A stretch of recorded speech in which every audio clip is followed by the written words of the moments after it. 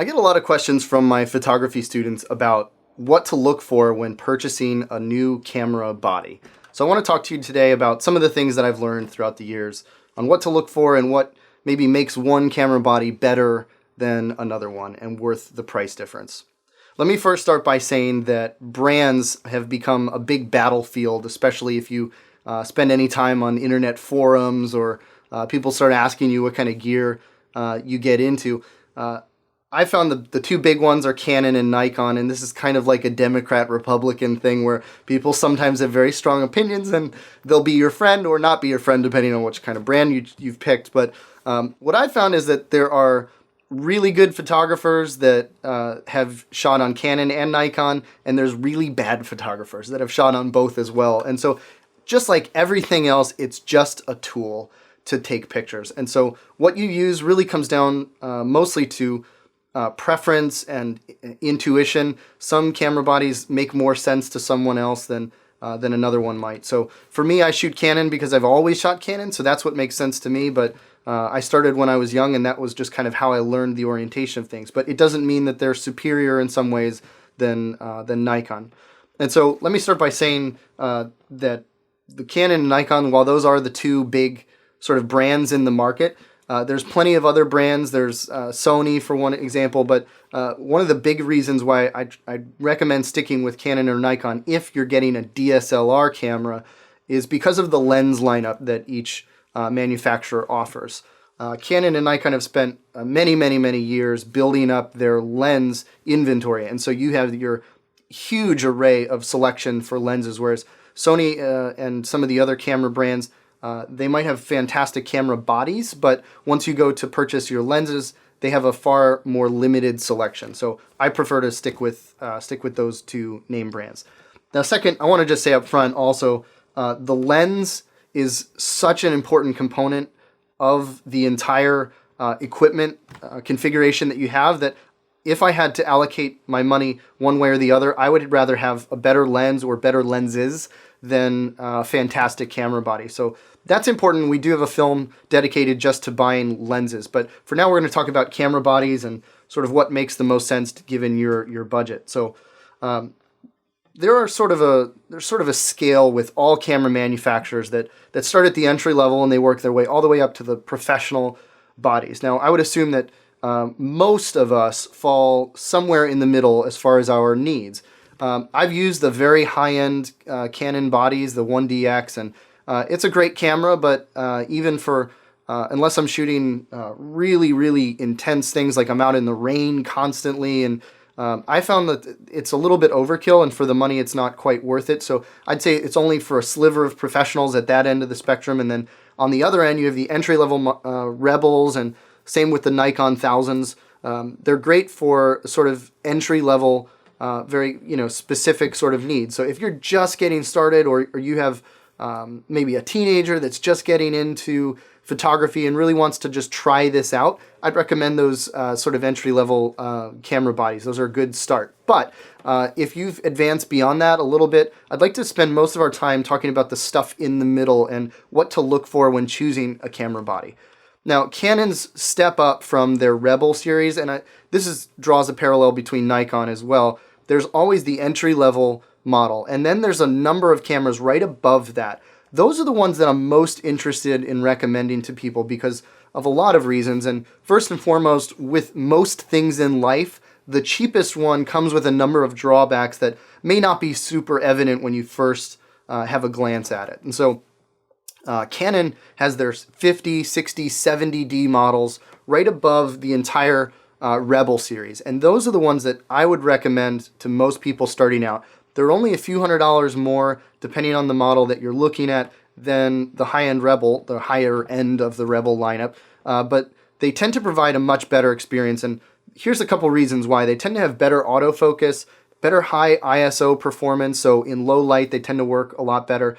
And overall, there's a number of functions that become available to you that aren't available on the entry level, one of which is the ability to dial in a very specific Kelvin value for your white balance, which may not seem like a huge deal until you're really trying to fine-tune your pictures. And with the Rebel lineup, you'll notice that you're restricted to only the white balance presets. So I use this more of as an example than anything else, but there's a number of gotchas with the entry lineup that I found sort of come out after you have been using the camera for a little while. You can just tell that they put quite a significant bump up in their attention to detail and professional access to certain features in that next step up.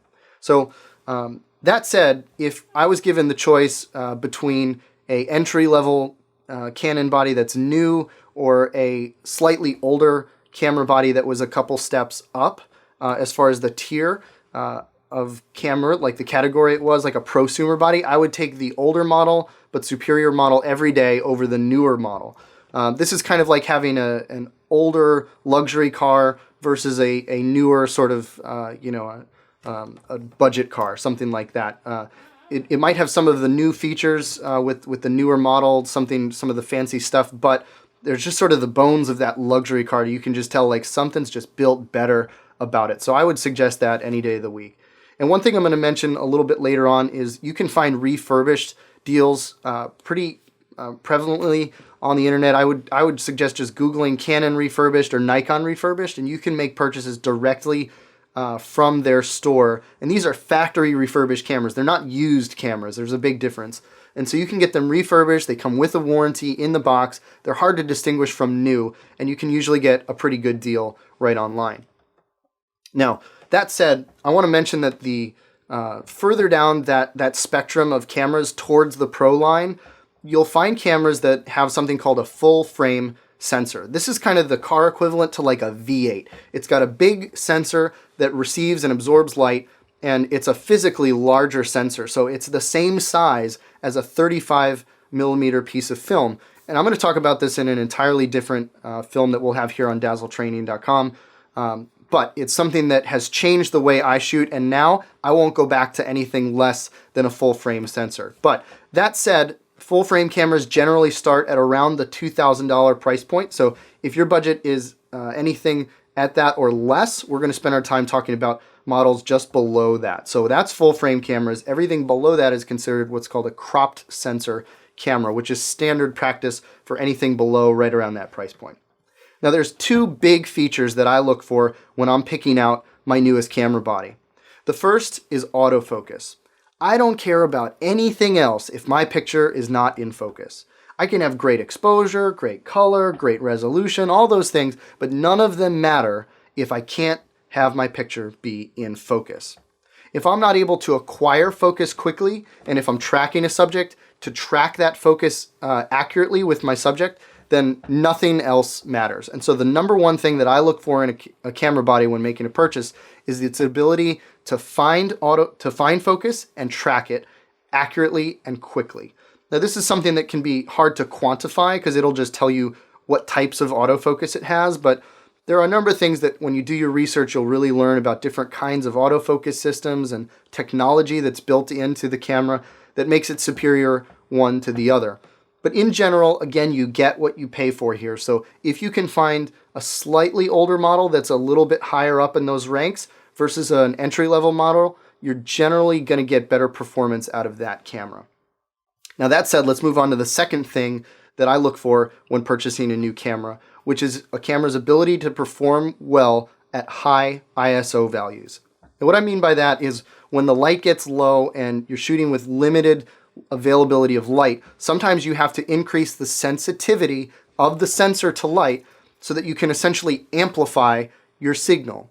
When you increase your ISO, it's like turning up a brightness volume knob. You're sort of amplifying whatever signal is there, and the camera's inherent ability to amplify that signal while making the light brighter but not amplifying the noise, that signal to noise ratio is something that's inherent in the quality of the processing and the sensor of the camera. It has nothing to do with the light or anything like that. That's something that the camera does. And so when I'm looking at a camera body, I frequently will look at images taken at a high ISO.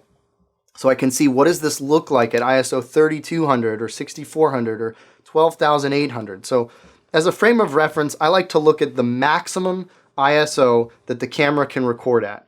Generally, the highest ISO and the one right below that are settings that you'll almost never shoot on just because they can do them, but it's kind of like the very, very top speed of a car. It's like, yeah, it can do it kind of technically, but you don't really want to reach that limit without everything kind of falling apart. And so with most images, you back it off from that a little bit. But if your camera has a maximum ISO of, say, 1600, you're going to know that that's the limit of the camera. So it's not going to be clean at 1600. It's not going to be something that you want to deliver a picture of at 1600. So it's really only going to be usable at maybe ISO 400, and that's not helpful at all. So generally, the higher the ISO range, the better the quality will be at a particular ISO. And so that's something I usually look for as a reference point when choosing my cameras, high ISO performance.